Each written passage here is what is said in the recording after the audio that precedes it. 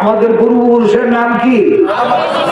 হযরতে আদম আলাইহিস সালাম। আর নমরুদ বেগমের হয়তো পূর্বপুরুষ, হ্যাঁ ওই জাতীয় বিষয়টা হতে পারে। আমার ভাইয়েরা, এই সমস্ত আজেবাজে শিক্ষা দেওয়া হয়েছে আমার দেশের ছেলে মেয়েদেরকে। ভবিষ্যতে আর কখনো এই জাতীয় ডারউইনের থিওরি মার্কা আজেবাজে জিনিস বাংলাদেশের বাচ্চাদেরকে সিলেবাস করে বাংলাদেশ শিক্ষা কার্যক্রম যে কারিকুলাম আছে এখানে এগুলি আর স্থান না পায়।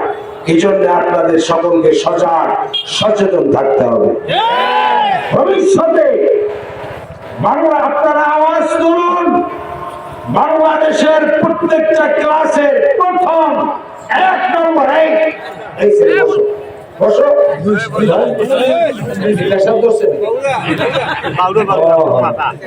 ছোট বয়সী ড্রাইভারি। আমার ভাইয়েরা, বাংলাদেশের প্রত্যেকটা ক্লাসের 1 নম্বর সাবজেক্ট হতে হবে মহাপবিত্র আল কোরআন। এদেশের এই যে মুসলমানদেরকে দেখতেছেন আপনারা, এই কোরআন শিক্ষা না দেওয়ার কারণে এরা সূরা ফাতিহার অর্থ কেউ জানে না। এখানে যদি হাত জাগাতে বলি দেখা যাবে যে হয়তো 2-4টা হাত জাগতে পারে। আমি যদি জিজ্ঞেস করি যে সূরা ফাতিহা বিসমিল্লাহ থেকে শুরু করে ওয়ালাদ-দাল্লিন আমিন পর্যন্ত কে কে অর্থ করে শোনাতে পারবেন? 2-4টা হাত হয়তো জাগতে পারে। আমি লজ্জা দিতে চাচ্ছি না, কারণ আমার টেস্ট করা আছে। আমি অনেক মাহফিলে টেস্ট করেছি, 2-4টা হাত জাগে, অধিকাংশই পারে না। অথচ 93% মুসলমানের দেশ, সেই দেশের মুসলমানেরা কোরআন শরীফের প্রথম সূরা, যেই সূরা না পড়লে নামাজই হয় না, সেই সূরার অর্থ আমরা জানি না। যদি জিজ্ঞেস করা হয় যে সামিআল্লাহু লিমান হামিদা অর্থ কি, পারবে না। রব্বানা লাকাল হামদ অর্থ কি, সুবহানা রাব্বিয়াল আযীম অর্থ কি, জানি না। আত-তাহিয়াতু লিল্লাহি ওয়াস সালাওয়াতু ওয়াত তাইয়্যিবাতু আসসালামু আলাইকা আইয়ুহান নবী অর্থ কি, জানি না। অথচ সবাই নামাজ পড়ে। এই নামাজে কি কাজ হবে? আপনি কিছু বুঝলেন না, না বুঝে নামাজ পড়লেন। না বুঝে নামাজ পড়লে তো নামাজ আসসালাতু তানহা আনিল ফাহশাই ওয়াল মুনকার, নিশ্চয় নামাজ মানুষকে অন্যায় অশ্লীল কাজ থেকে ফিরায় রাখে। এই কথাটা কার? আল্লাহ। কিন্তু বর্তমান আমাদের সমাজে দেখতে পাচ্ছি নামাজও পড়ে আর জমিনের আইন ওঠে। ওই আইনে আরেকজন জমিনের আইনের কাছে গেলে তো আমার মাথা ঠিক থাকে, ঠিক কিনা বলে? নামাজও পড়ে, অফিসে গেলে ঘুষও খায়। ঘুষ খাওয়া কি জায়েজ আছে? আল্লাহর নবী বলেছেন আর রাশিদ ওয়াল মুরতাশি কিলাহুমা ফিন্নার, যে ঘুষ খায় আর ঘুষ দেয় উভয় জাহান্নামী। এই লোকের বসাইতে একবার উঠছে, বসাইছে ও মানসিক সমস্যা আছে, ওরে ছেড়ে দেয়, ওরে ছেড়ে দেয়, ওর মেন্টাল সমস্যা আছে। আমার ভাইয়া না হাসবেন না, শোনেন, ও যে আসছে এই মাহফিলে এটি তো আল্লাহ শুকরিয়া। হ্যাঁ, কারণ এই সমস্ত সহজ সরল লোক আল্লাহর জান্নাতি হবে, এদের কোনো হিসাব কিতাব হবে না। সুবহানাল্লাহ বলেন। আল্লাহ তাআলা এই ছেলেটাকে সুস্থ বানায় দেন, 100% সুস্থ হয়ে যায় কোরআনের মাহফিলে।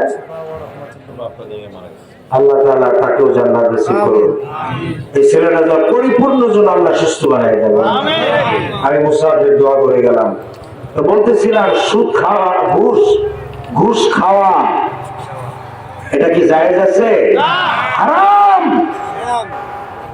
এই বর্তমান এই যুবকরা এই ছাত্রছাত্রীরা যে জীবন দিয়ে যে সরকার আনছে, আনার পরে ডক্টর ইউনূসের সরকার আসার পরে অনেক ক্ষেত্রে ঘুষ কিছুটা বন্ধ হয়েছে।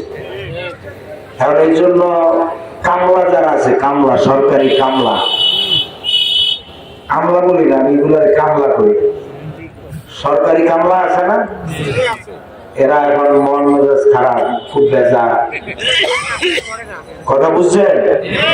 ওই যে আজকে আমি ফলো করেছি ঢাকায় জ্যাম, ওই যে কাজ করে না, ওই যে সার্জেন্ট যারা আছে না, পুলিশ, ট্রাফিক পুলিশ, এরা আগে যে কাজ করতো এখন করে না। করে না কারণ ওই ঘুষ বন্ধ হয়েছে। তো আগে আমাদের হুজুরদের গাড়ি দেখলি এই সিগন্যাল সিগন্যাল দিত, হুজুরদের গাড়ি দেখলে হয়েছে সিগন্যাল। কারণ ওই ট্রাফিক সার্জেন্ট যারা ছিল এরা 99% ছিল ছাত্রলীগের ক্যাডার, যার কারণে হুজুরদের গাড়ি, কারণ আমার গাড়ি আছে তো আমি নিজে ভুক্তভোগী, 15.5 বছর যে কি সাফার হয়েছে, আমি কি যে ভোগান্তির শিকার হয়েছে। ওই যে দেখলি হুজুরদের গাড়ি সিগন্যাল, পরে কি হয়েছে ভাই, কাগজ দেখা, আচ্ছা দেখাইলাম কাগজ সব ঠিক আছে, এরপরে দেখা যায় চাক্কার দিকে তাকায়, চাক্কা গিয়েছে ভাই, চাক্কা দেখেন কেন, আপনি কি আমার গাড়ি কিনবেন? কয়েক কথা বলেন কেন? এই কথা বলেই করে আপনি চাক্কা এত দেরি করে দেখেন কি? সাইজ দেখি 15 না 16, 15 সাইজ না 16 সাইজ, সাইজ দেখে। এর চাইতে বড় বড় যে দুর্নীতি দেশে চলে এগুলো দেখে না, চাক্কার সাইজ দেখে না। এখন এগুলো বন্ধ। এই যে ঢাকা শহরে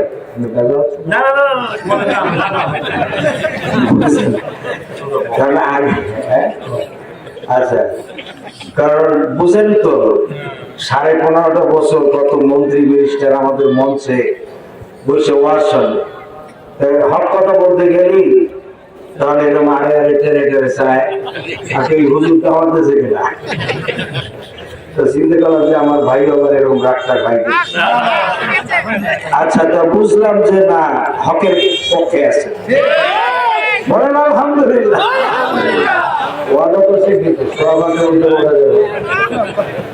আচ্ছা, আমার ভাইয়ের জন্য দোয়া করে যাবো ইনশাআল্লাহ। আমার ভাইয়েরা, তো এই ঘুষ অনেকটা বন্ধ হয়েছে। তো ভবিষ্যতে কোরআনের পক্ষের সরকার যদি আসে, ইনশাআল্লাহ 90% আর 95% প্রায় বন্ধ হয়ে যাবে ইনশাআল্লাহ।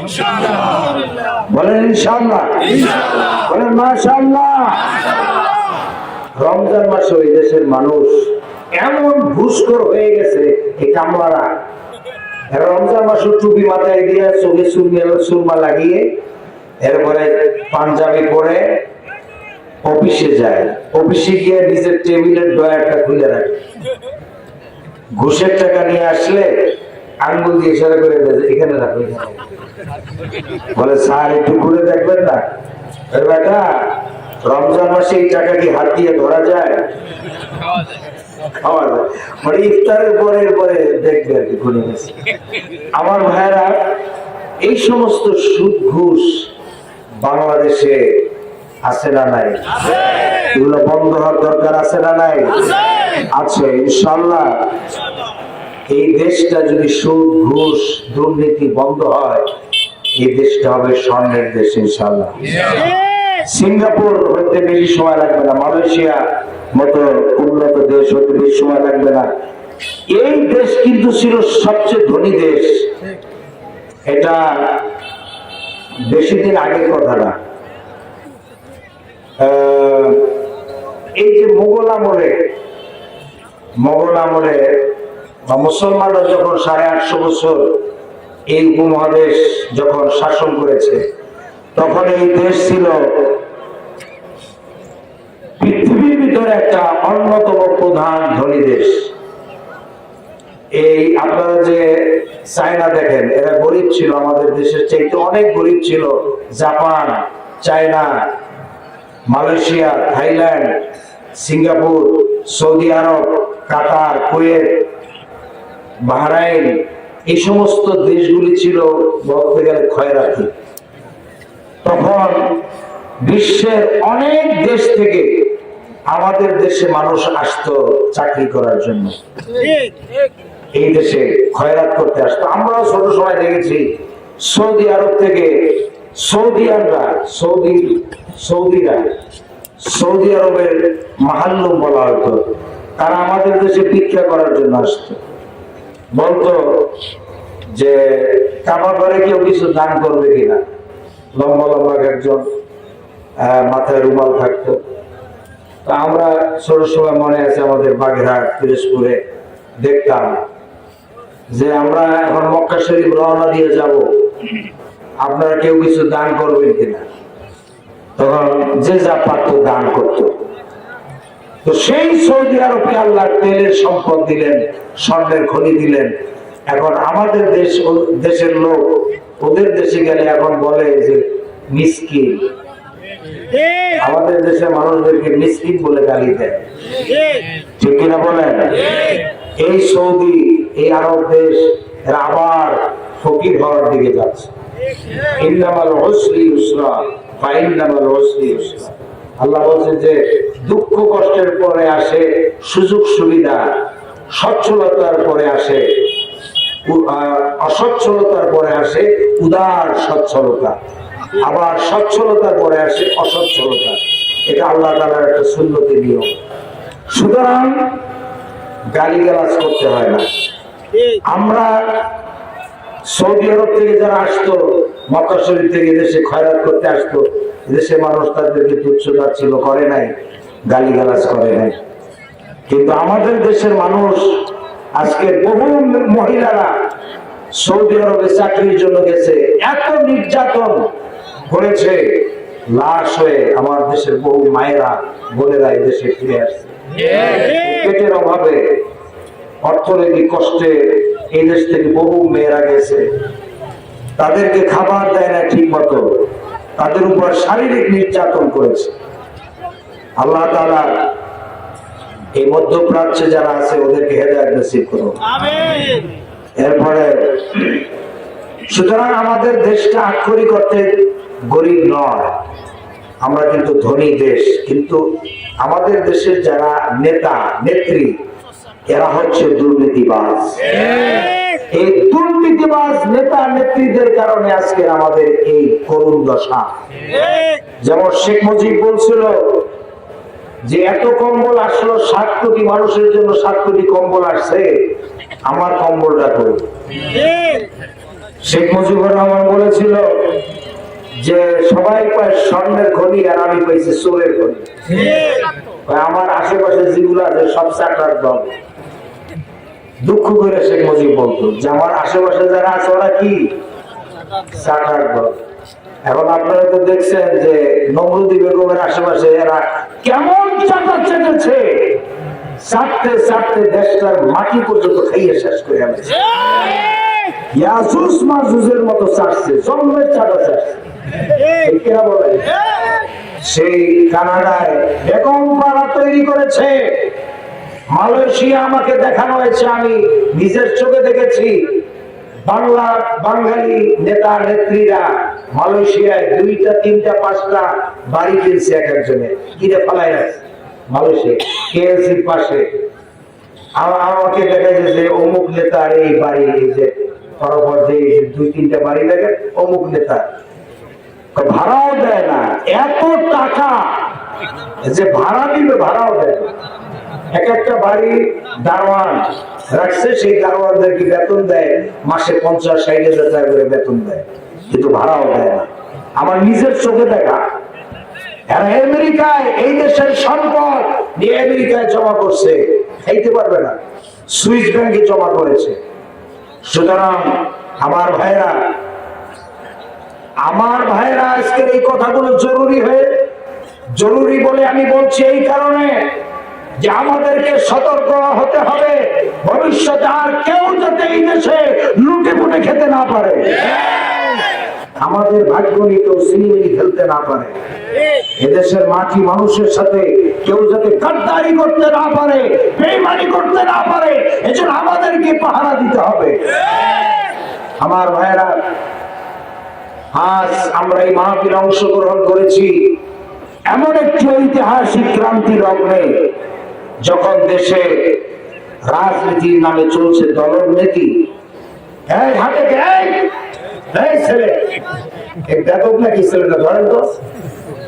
আমি ডাক দিলাম, এরপর আবার হাঁটতেছে।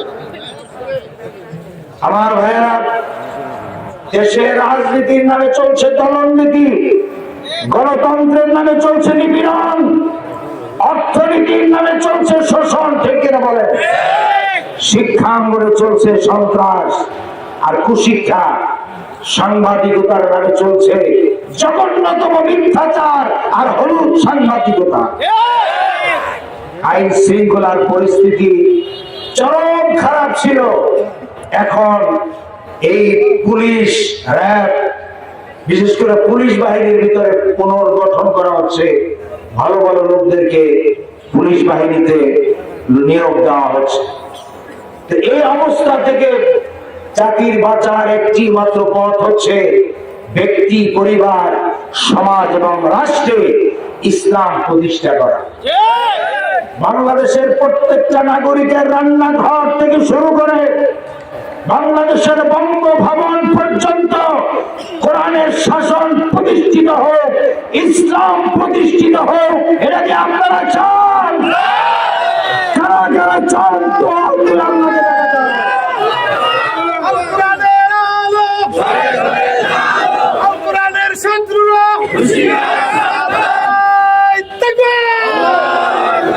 বলেন আলহামদুলিল্লাহ।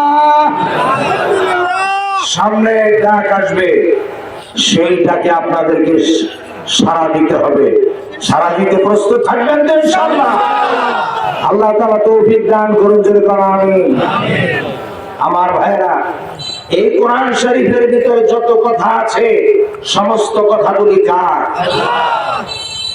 আল্লাহ রাসূলের কোনো কথা ওই কোরআনের ভিতরে নাই। আল্লাহ রাব্বুল আলামিন বলেন, মা ইয়ানতিকু আনিল হাওয়া ইন হুয়া ইল্লা ওয়াহয়ুন ইউহা। নফসকে অনুসরণ করে, প্রবৃত্তিকে অনুসরণ করে আমার নবী কোনো কথা বলেন নাই। আমার নবী যেটা বলেছেন সেটা তাওহীদ। আমি যা বলতে বলেছি তাই তিনি বলেছেন। আমার নবী নিজের নফসকে অনুসরণ করে, প্রবৃত্তিকে অনুসরণ করে আমার নবী যদি কোনো কথা বলতেন, তাহলে আমি আমার নবীর ডান হাতকে চেপে ধরতাম, আর তার কণ্ঠ নারীকে আমি আল্লাহ রাব্বুল আলামিন কেটে ফেলে দিতাম। কত বড় কথা! আল্লাহ তাআলা বলছেন, আমার নবী এই কোরআন শরীফের ভিতরে নিজের কথা যদি ঢুকাতেন, তাহলে আমি আমার নবীর ডান হাত চেপে ধরতাম আর তার কণ্ঠ নারী কেটে ফেলে দিতাম। আল্লাহু আকবার, আল্লাহু আকবার। এই কোরআন শরীফ নাযিল করেছেন কে? হেফাজতের দায়িত্ব কার? আল্লাহ রাব্বুল আলামিন বলেন, ইন্না নাহনু নাযালনাল যিকরা ওয়া ইন্না লাহু লাহাফিজুন। আল্লাহ তাআলা বলেন, কোরআন নাযিল করেছি আমি আল্লাহ, আর এর হেফাজতের সম্পূর্ণ দায়িত্ব আমি আল্লাহ আমার নিজ হাতে আমি গ্রহণ করেছি। হেফাজতের দায়িত্ব কার? মানুষের হাতে ছেড়ে দেন। এই ছেলে, বাচ্চা ছেলে না বয়স্ক না যুবক? যুবক। ধরে আনতে হবে, ওরে সামনে আনতে হবে। এটি আসো বাবা, ও বাবা এদিকে আসো, আসো, আসো। না ওরা বসলে কামড় বলে। তুমি যখন ডিস্টার্ব করে ছাড়ছো, তাহলে তোমার আনতেই হবে সামনে। আসো, আরে আসো, আসো, আসো, আসো আসো হাসেন কেন? বুড়া বয়সে হাঁটুতে লজ্জা তো আমি দিতে চাই না। কথা হচ্ছে 16 ঘন্টার পর্দা আছে না নাই? এর ভিতরে পেশাব পায়খানা সব বন্ধ, ঠিক না বলেন? কারণ আমার আলোচনা ডিস্টার্ব করা যাবে না। পেশাব পায়খানা সব বন্ধ। যদি বন্ধ করে রাখেন রোগ তো হবেই না কোরআনের বরকতে, বরং আপনার শরীরের রোগ আল্লাহ সব দূর করে দেবে। কোরআনে আছে না নাই? আল্লাহ তাআলা বলেছেন ওয়ানুনাজ্জিলু মিনাল কুরআনি মা হুয়া শিফাউন ওয়া রাহমাতুল লিল মুমিনিন। আল্লাহ তাআলা বলেছেন যে কোরআন আমি নাযিল করছি মুমিনদের জন্য রহমত, দয়া আর হলো শিফা। শিফা মানে কি? আরোগ্য, মেডিসিন। কোরআনের চাইতে বড় মেডিসিন আর কেউ আছে? আর কিছু আছে? জোরে বলেন আছে? আর নাই। আমি এর বাস্তব প্রমাণ। আমি লিভারের পেশেন্ট, কিন্তু ইন্ডিয়ায় সবাই খালি সিগলাক, ইন্ডিয়াতে একটু চিকিৎসা করে। ইন্ডিয়া তো 3 বার মেডিকেল ভিসার জন্য আবেদন করেছিলাম, 3 বার। 3 বারই আমার ভিসা দিবে না, ডিনাই করে দিয়েছে। পরে আমি জিজ্ঞেস করলাম যে তোমরা ভিসা দিতে চাও না কেন? কয়ে যে আপনার ভিসা হবে না। ইউটিউবে দেখছে যে সাইদির ভাগিরা, সাইদির ভাগিরা এর জন্য ভিসা দেবে না। তোদের ভিসা লাগবে না ইনশাআল্লাহ। আমি তো যেতে চাই না। ঢাকায় আমি যে মসজিদের খতিব 18 বছর, এখন যে মসজিদে আছি 18 বছর।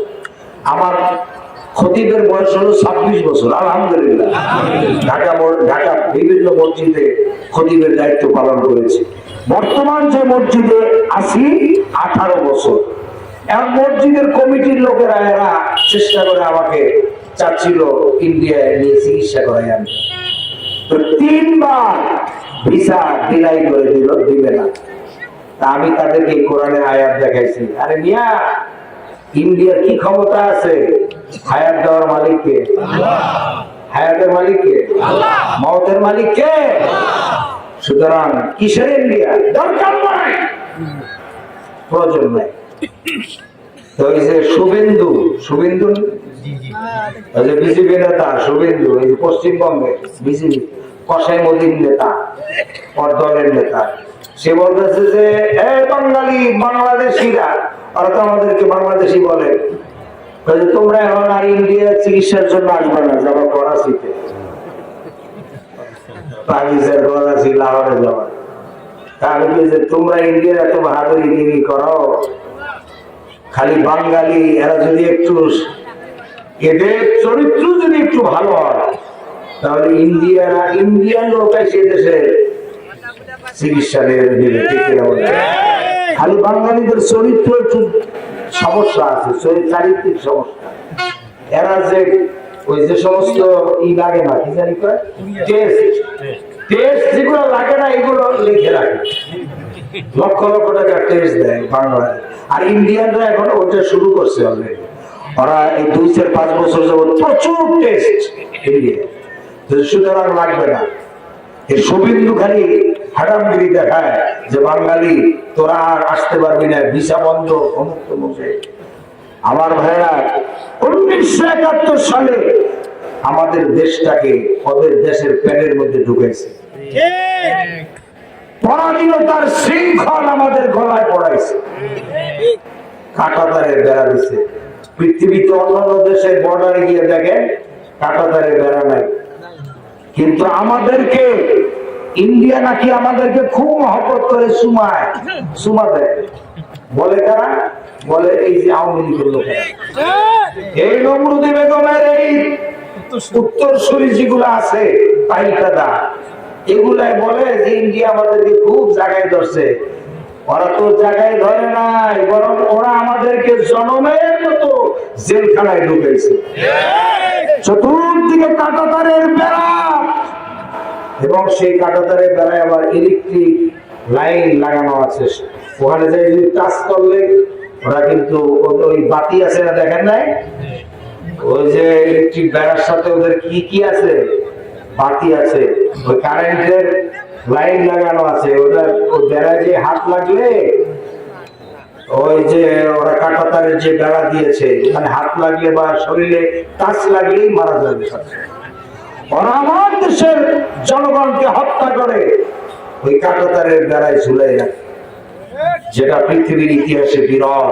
এই ধরনের ঘটনা পৃথিবীতে কোথাও ঘটে না, যেটা বাংলাদেশে 1971 সালে এই রক্ষী বাহিনী, এই যে ইন্ডিয়ান বাহিনীগুলি আমাদের বাংলাদেশে এসে যে যুদ্ধ করে, এরপরে দেখেন পাকিস্তানিরা যে সারেন্ডার করলো, হ্যান্ড ওভার করছে কার কাছে? অরোরার কাছে। অরোরাকে খবর রাখেন, ইন্ডিয়ান তৎকালীন সময় প্রধান সেনাপতি ছিল অরোরা, তার কাছে হ্যান্ড ওভার করেছে। যার কারণে এখন ইন্ডিয়ানরা ট্যাগ দেয় যে তোদের দেশ কিসের দেশ, সেটা হচ্ছে ইন্ডিয়ার একটা অঙ্গরাজ্য। আমাদের দেশটাকে ওরা সিকিম বানাতে চায়, ওরা ওদের করিডোর মনে করে। যার কারণে উত্তর অঞ্চলকে ইন্ডিয়া প্রত্যেকটা আন্তর্জাতিক নদীর মুখে বাদ দিয়ে এই উত্তর অঞ্চলকে তারা মরুভূমি বানাই ছাড়ছে, ঠিক কিনা বলুন? সুতরাং এই বাতিলদের সামনে মাথা নত করে চললে হবে না।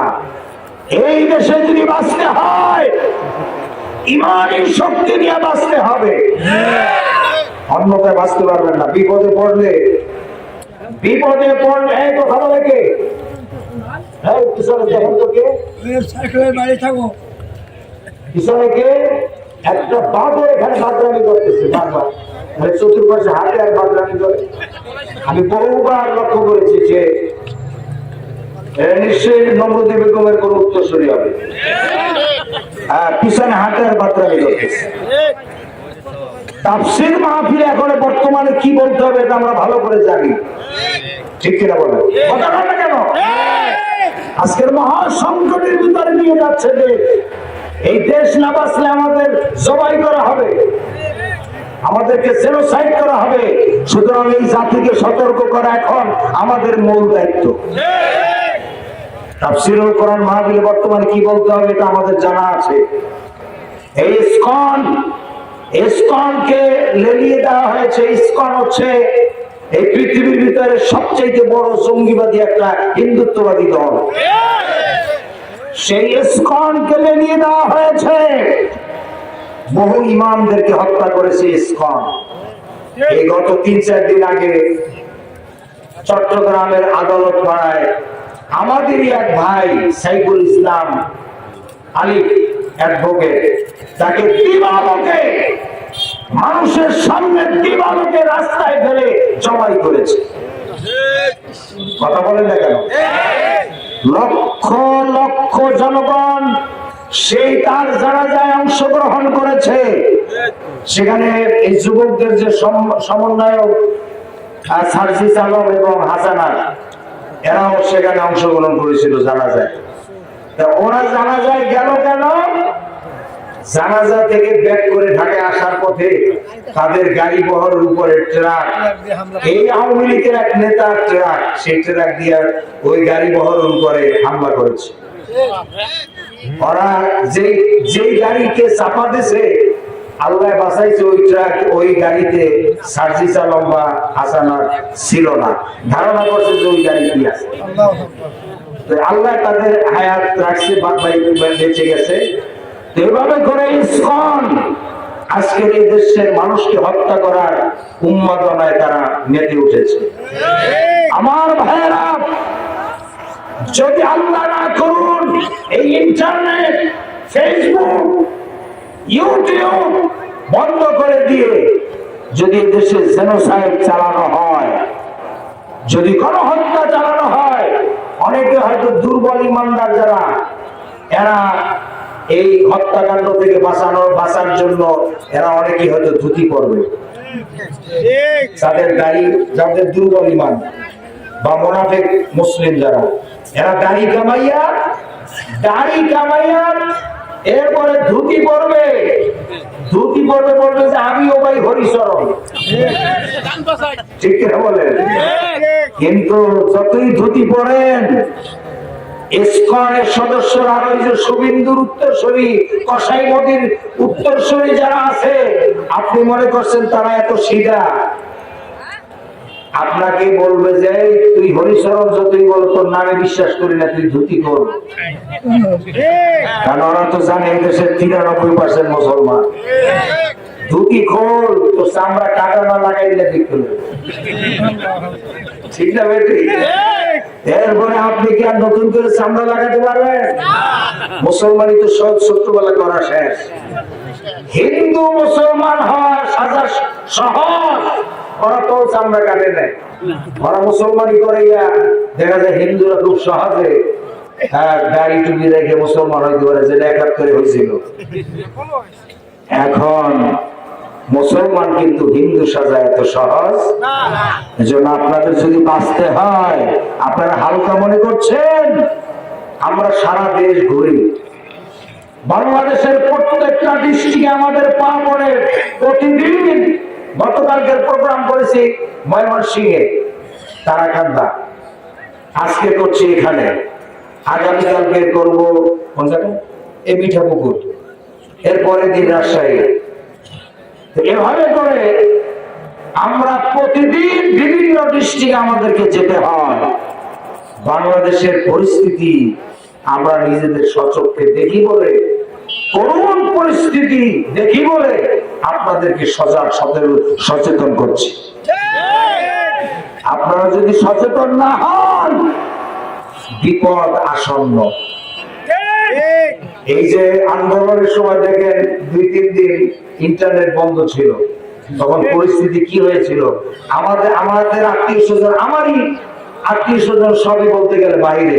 আমার 7 ভাই বলতো, আমরা 6 জনই হচ্ছে বাইরে, আমেরিকায়, মিশরে, কুয়েতে, আমার আপন ভাই বোন।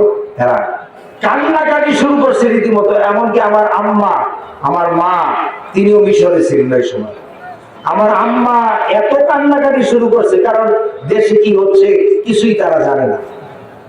দেশে যে কি হচ্ছে কোন খবর তারা জানে না। কাঁদতে কাঁদতে আমার মায়ের চোখের পানি শুকিয়ে গেছে, এই অবস্থা।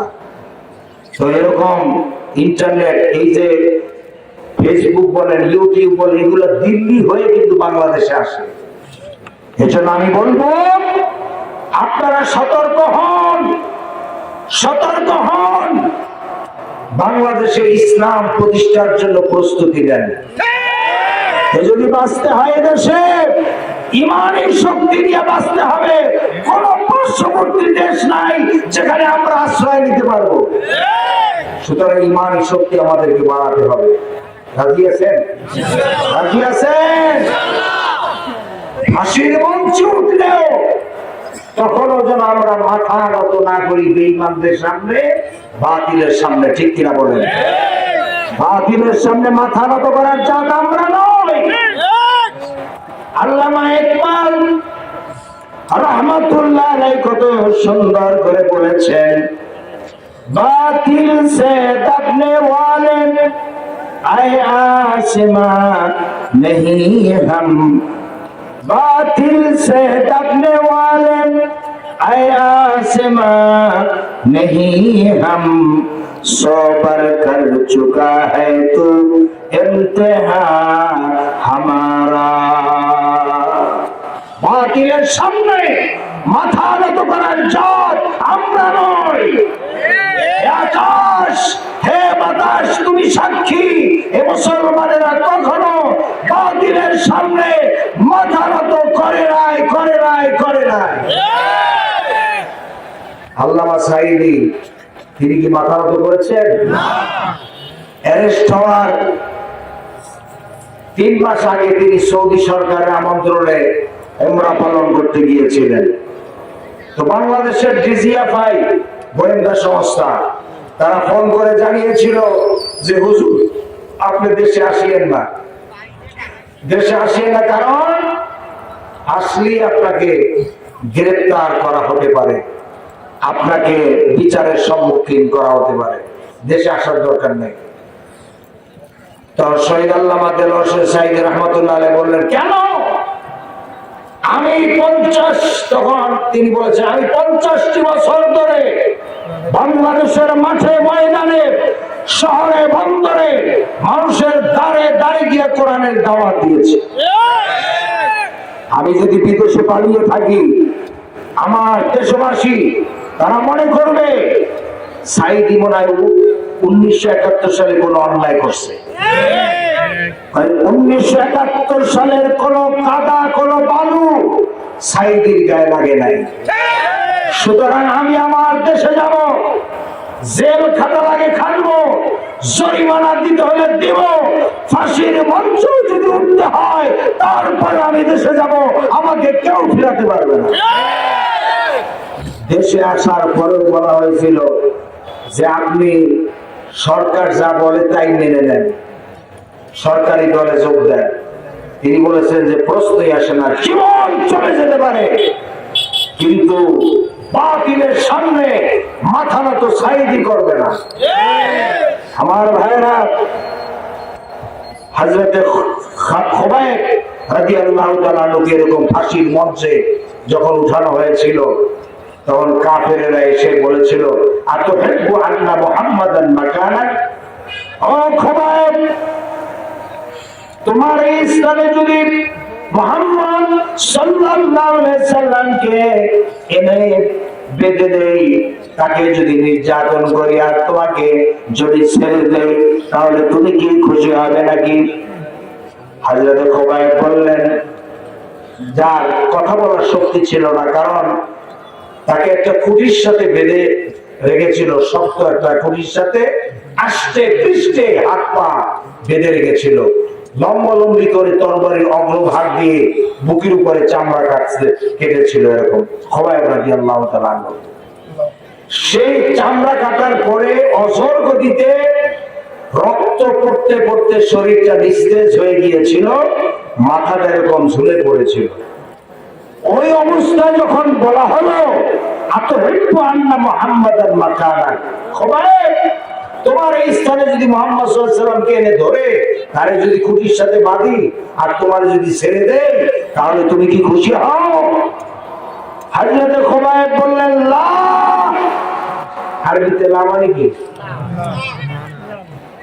লা মানে কি? না। হযরতে খুবাইব চিৎকার করে বললেন, লা আল্লাহিল আযীম মা ইউহিব্বু আন ইফদিনি বিশাওকাতিন ইউশাকিয়া ফি কদমি।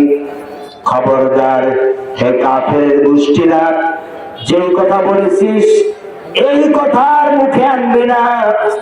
আমি খুবাইব তিলে তিলে শেষ হয়ে যেতে পারি, শহীদ হয়ে যেতে পারি, কিন্তু আমি খুবাইবের শরীরে এক বিন্দু রক্ত থাকা অবস্থায় বিশ্বনবী মুহাম্মদুর রাসূলুল্লাহ সাল্লাল্লাহু আলাইহি ওয়াসাল্লামের পবিত্র কদম মোবারকে গোলাপের সামান্য একটা কাটা বিদ্ধ আমি খুবাইব বরদাস্ত করতে পারবো না। এর নাম হলো ঈমান। এর নাম কি? ঈমান। সেই ঈমানের শক্তি আমাদের থাকতে হবে।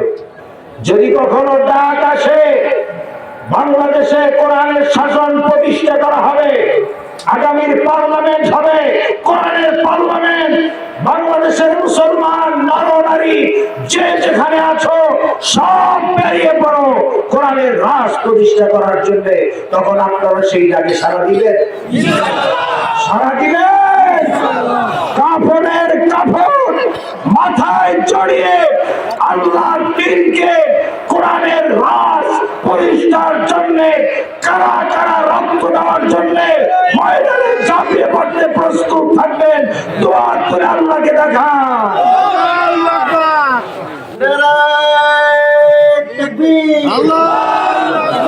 কোরআনের আলো, আল হাদিসের আলো, লিল্লাহি তাকবীর। বলেন আলহামদুলিল্লাহ।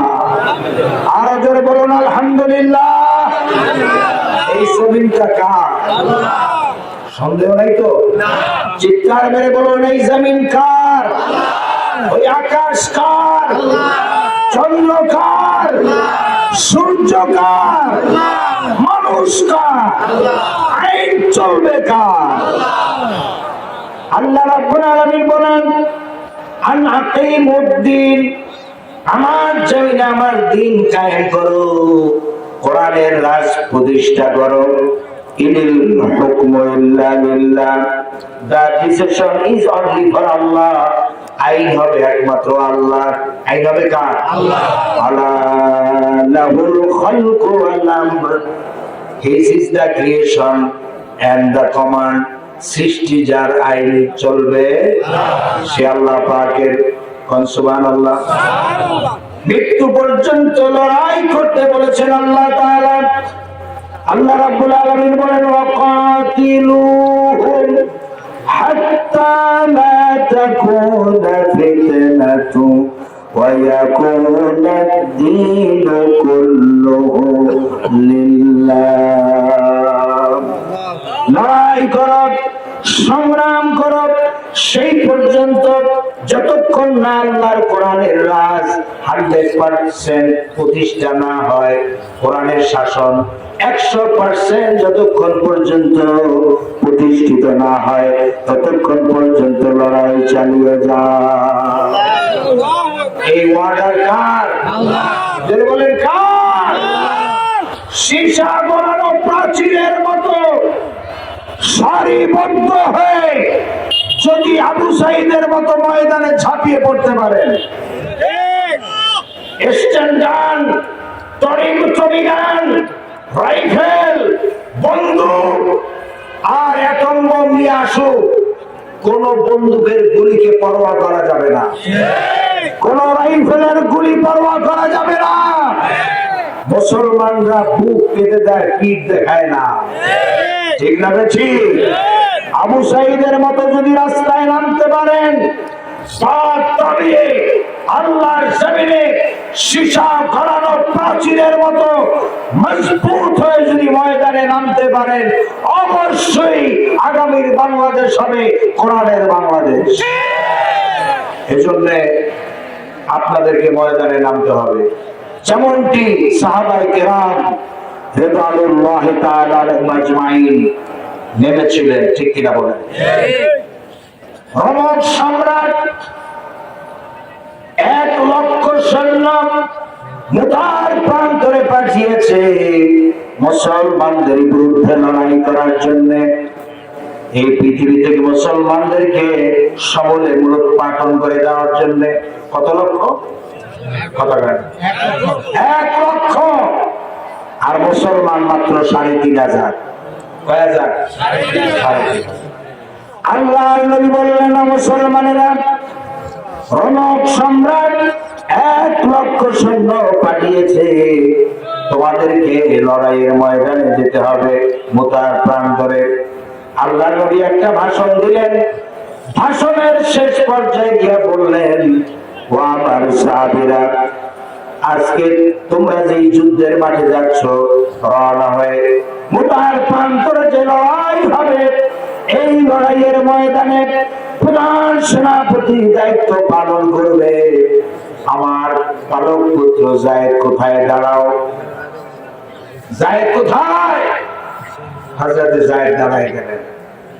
আল্লাহর নবী বললেন, এরপরে 2 নম্বরে যুদ্ধের ময়দানে প্রধান সেনাপতির দায়িত্ব পালন করবে আমার চাচাতো ভাই জাফর বিন আবী তালেব। কোথায়? তুমিও দাঁড়াও। তিনিও দাঁড়িয়ে গেলেন। এরপর আল্লাহর নবী বললেন, 3 নম্বরে যুদ্ধের ময়দানে প্রধান সেনাপতির দায়িত্ব পালন করবে আমার যুবক সাহাবী আব্দুল্লাহ বিন রাওয়াহা। কোথায়? তুমিও দাঁড়াও। তিনিও দাঁড়িয়ে গেলেন। এই কথা বলো কেন? আপনারা বলেন, একটা যুদ্ধের মাঠে প্রধান সেনাপতি কয়জন লাগে? কয়জন? আল্লাহ নবী বললেন কয়জনের কথা। এরপরে বললেন যে তোমাদের এই 3 জনের পরেও যদি প্রধান সেনাপতি লাগে, তাহলে তোমরা সাহাবায়ে কেরামদেরকে বললেন তোমরা পরামর্শ করে যুদ্ধের মাঠে প্রধান সেনাপতি তোমরা নির্বাচন করে নিও। তার মানে হলো আল্লাহর নবী যে 3 জনের নাম ঘোষণা করলেন সকলের বোঝা হয়ে গিয়েছে, এর ভিতর থেকে হয়তো বা একজন আর ফিরে আসবে না। আল্লাহর নবী 3 জনের নাম ঘোষণা করেছেন, তাদেরকে বললেন যাও তোমাদের বিবি বাল বাচ্চাদের কাছ থেকে বিদায় নিয়ে আসো। হযরতে যায়েদ দাঁড়িয়ে বললেন ইয়া রাসূলুল্লাহ ইয়া হাবিবাল্লাহ, আমি আপনার পালক পুত্র যায়েদ, আপনি ওয়াদা করেছেন আর আমার মা হযরতে আয়েশা ঘরের ভিতর থেকে শুনেছেন আমার তো আর কোথাও যাওয়ার দরকার নাই, কারো কাছ থেকে বিদায় নেওয়ার প্রয়োজন নাই। এরপরে হযরতে জাফর বিন আবি তালিব তিনি চলে গেলেন নিজের বাড়িতে। হযরতে জাফরের স্ত্রীকে কাছে ডাকলেন, ছেলে মেয়েগুলি ছোট ছোট কাছে ডাকলেন। হযরতে জাফর বিন আবি তালিব তার বাচ্চাগুলি ছিল ছোট ছোট, তাদেরকে কাছে ডেকে তাদের কপালে চুমা খাইতে লাগলেন, বুকের সাথে জড়ায় ধরলেন, আদর করলেন। আর স্ত্রীকে ডেকে বললেন বিবি গো, আল্লাহ নবী আমাকে মোটার প্রাণ ধরে কাফের ঈমানদের বিরুদ্ধে যে লড়াই হবে সেই যুদ্ধে প্রধান সেনাপতির দায়িত্ব দিয়েছেন। ও বিবি, আমার মনে হয় আমি আর ফিরে আসতে পারবো না, আল্লাহর রাস্তায় আমাকে মাফ করে দিও। স্বামী হিসাবে যতটুকু দায়িত্ব আমার ছিল হয়তোবা 100% আমি পালন করতে পারি নাই, আল্লাহর রাস্তায় আমাকে মাফ করে দিও, আমার উপরে কোনো দাবি রেখো না। হযরতে জাফরের স্ত্রী তখন দুহাত তুলে আল্লাহর দরবারে দোয়া করছেন, রব্বুল আলামিন আমার স্বামী জাফরকে বিশ্বনবী প্রধান সেনাপতির দায়িত্ব দিয়েছেন, আল্লাহ তাআলা আমি তাকে ফিরে থাকতে বলতে পারি না, পারবো না। রব্বুল আলামিন আমার বাচ্চাগুলি ছোট্ট ছোট্ট, ওদেরকে কে দেখবে? আল্লাহ তাআলা আমার স্বামী জাফরকে জিহাদের ময়দান থেকে গাজী বানাইয়া দয়া করে আপনি আমার ঘরে ফিরাইয়া দিয়ে। হযরতে জাফরের স্ত্রী এই দোয়া করতেছিলেন। তিনি যখন হাত জাগিয়ে এরকম দোয়া করছেন, হযরতে জাফরের হাতে ছিল তরবারি, তরবারি উল্টা পিঠ দিয়ে স্ত্রীর হাতে আস্তে করে নাড়া দিলেন।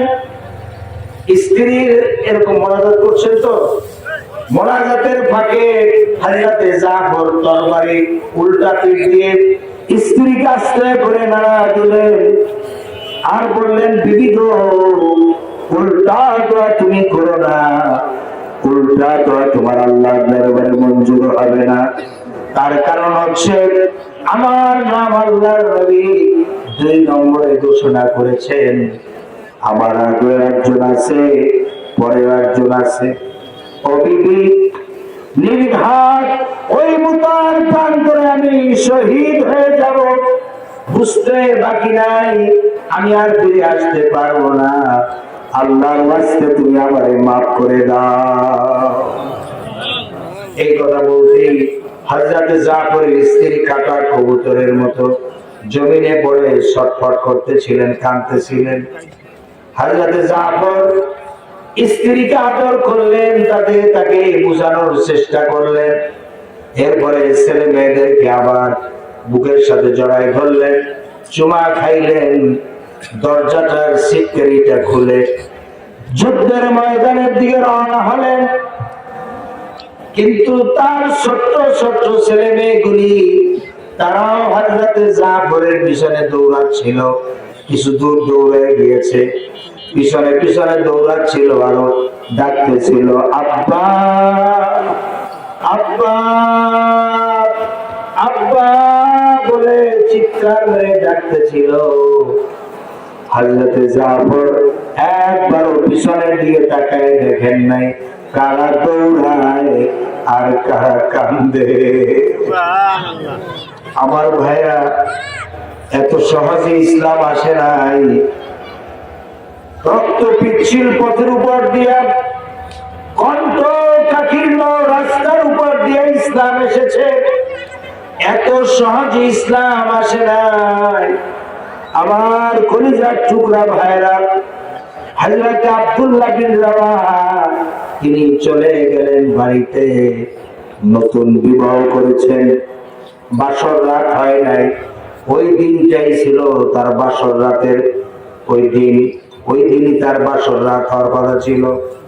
হযরত আব্দুল্লাহ বিন রাওয়াহা বাড়িতে যাওয়ার পর শুনতে পাচ্ছেন তার স্ত্রী রুমের ভিতরে বসে কোরআনে কারীম তেলাওয়াত করতেছে।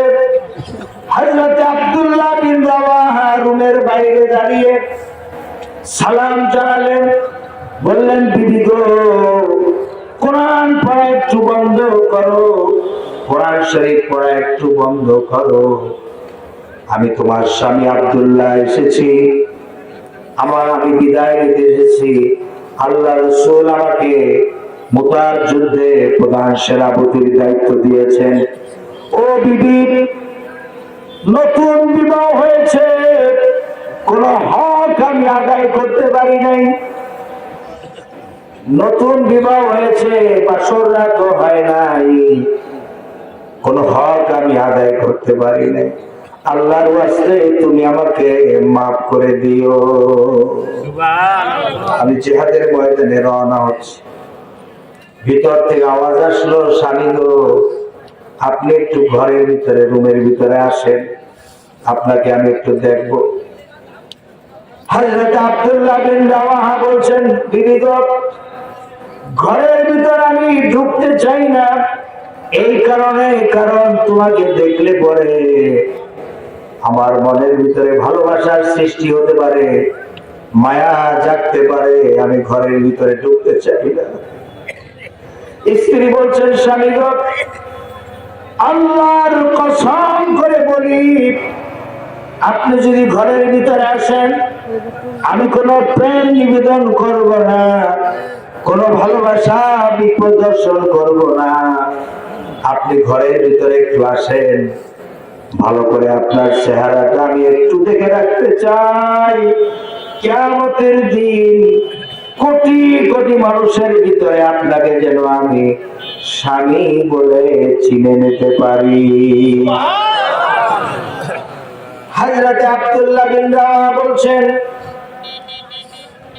যে, বিবি গো, ঘরের ভিতরে আসার কোনো দরকার নাই। আমার শাহাদাতের পরে তুমি যদি ধৈর্য অবলম্বন করে থাকতে পারো, তাহলে কিয়ামতের দিন আমি যার জন্য জীবন দিতে যাচ্ছি, ওই আল্লাহ রাব্বুল আলামিন কোটি কোটি মানুষের ভিতরে তোমাকে আমাকে স্বামী স্ত্রী হিসাবে পরিচয় করাইয়া দিবে। এই কথা বলে হযরত আব্দুল্লাহ বিন রাওয়াহা ছুটলেন জিহাদের ময়দানে। অনেকদিন সময় লেগেছে মুতার প্রান্তরে পৌঁছতে, কয়েকশো মাইল দূরে মদিনা থেকে। যুদ্ধ শুরু হয়ে গেছে। হযরতে যায়েদ অনেকগুলি কাফের জাহান্নামে পাঠিয়ে দিয়ে তিনি নিজেও শহীদ হয়ে গেলেন। এরপরে হযরতে জাফরের হাতে তরবারি, আর এক হাতে ইসলামের ঝান্ডা নিয়ে এগুচ্ছেন সামনের দিকে। কাফেররা হযরতে জাফরকে এসে ঘেরাও করে ধরলো। একজন কাফের এসে হযরতে জাফরের ডান হাতে কোপ দিল। হযরতে জাফর বাম হাত দিয়ে ইসলামের ঝান্ডা পতাকা খপ করে ধরলেন। এরপর আর একজন কাফের এসে হযরতে জাফরের বাম হাতের উপরে কোপ দিল। হযরতে জাফর দুইটা কাটা হাত দিয়া ইসলামের পতাকা বুকের সাথে এরকম জড়িয়ে ধরলেন। আর পাশের সাহাবীকে ডাক দিয়া বললেন, ও রাসূলুল্লাহ সাহাবী শোনো, আল্লাহ নবীর কাছে আমার জীবনের শেষ সালামটা পৌঁছায় দিও, আর হুজুরকে জানাই দিও যে আমি আমার মৃত্যুর আগ মুহূর্ত পর্যন্ত, শাহাদাতের আগ মুহূর্ত পর্যন্ত ইসলামের পতাকা আমি উঁচু করে রেখেছিলাম, মাটিতে পড়তে দেই নাই। আমার মনে হয় যে আমি এখন মনে হয় শহীদ হয়ে যাব, যেহেতু আমার নাকের ভিতরে আল্লাহর জান্নাতের সুঘ্রাণ পেতেছি। হযরতে জাফর শহীদ হয়ে গেলেন।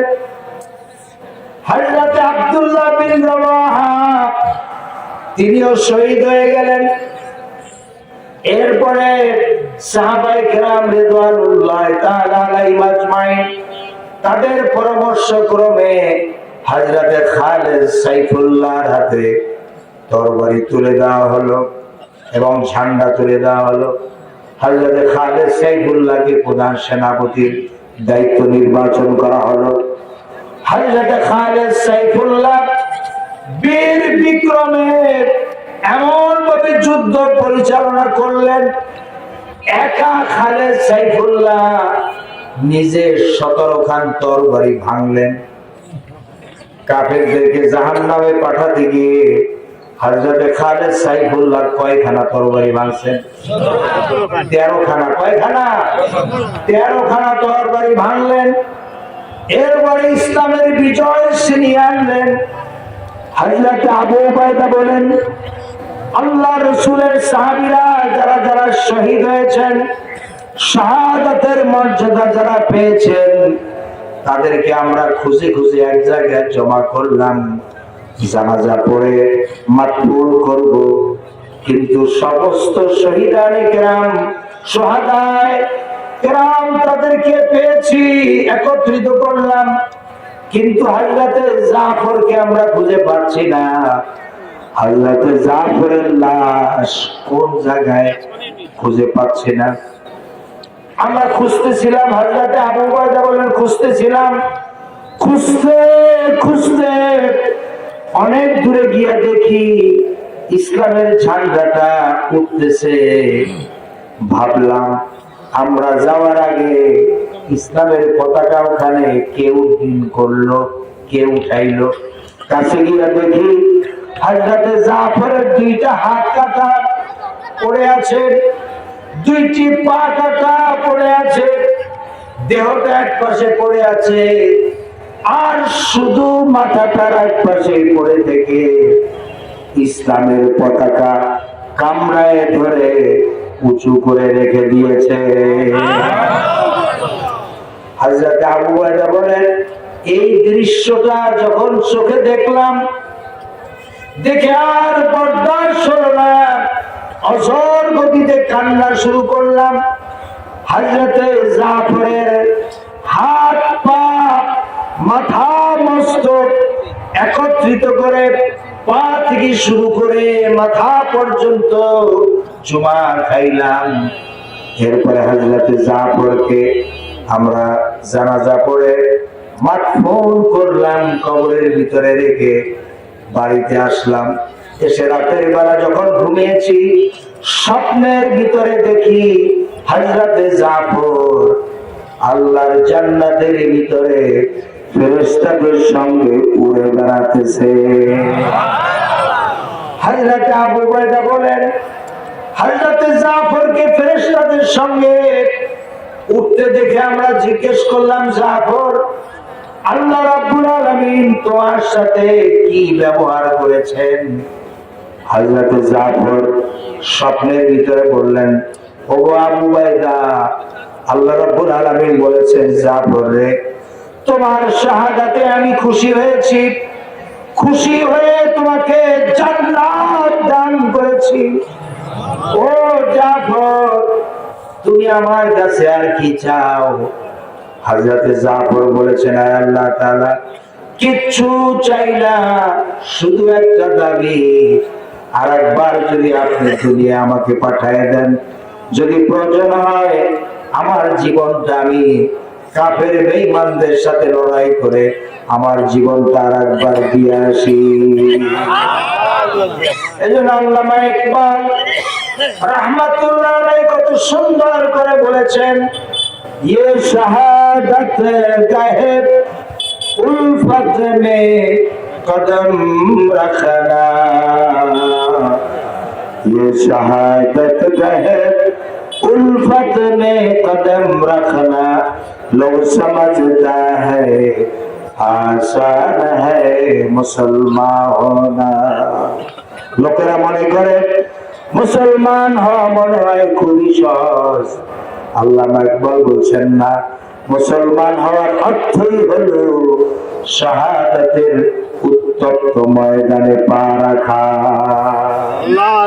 সুতরাং শহীদ হওয়ার তামান্না যদি প্রত্যেকটা মুসলমানের দিলের ভিতরে থাকে, তাহলে এই দেশে আর কে ফিরাবে? কোরআনের শাসন প্রতিষ্ঠার ক্ষেত্রে বাধা দিয়ে কেউ ঠেকাতে পারবে না, কেউ পারবে। সুতরাং আপনারা ইনশাআল্লাহ আগামী যে নির্বাচন আসতেছে, সেই নির্বাচনে কোরআনের পক্ষে কে কে সমর্থন দিবেন, কে কে রায় দিবেন, ভোটের মাধ্যমে কে কে আপনাদের সমর্থন ব্যক্ত করবেন, তোমার তুলে আল্লাহকে দেখান। তাকবীর, আল কোরআনের আলো, আল হাদিসের আলো, লিল্লাহি তাকবীর। বলেন আলহামদুলিল্লাহ। আর কষ্ট দিব না, রাত 12:30 বেজে গেছে, 10:30 শুরু করছি। আলহামদুলিল্লাহ আমার ভাইরা, সুতরাং আপনাদেরকে যে মেসেজটা আমি দেওয়ার চেষ্টা করেছি, সেই মেসেজটা আপনারা বুঝতে পেরেছেন? বুঝতে পেরেছেন? আল্লাহ তাআলা যেন আমাদেরকে সঠিকভাবে বোঝার তৌফিক দান করেন। এখন মোনাজাত হবে। মোনাজাতের আদব হচ্ছে বসে বসে মোনাজাত করা। এই যে যারা দাঁড়িয়ে হাঁটাহাঁটি করছেন, আপনারা কিন্তু মাহরুম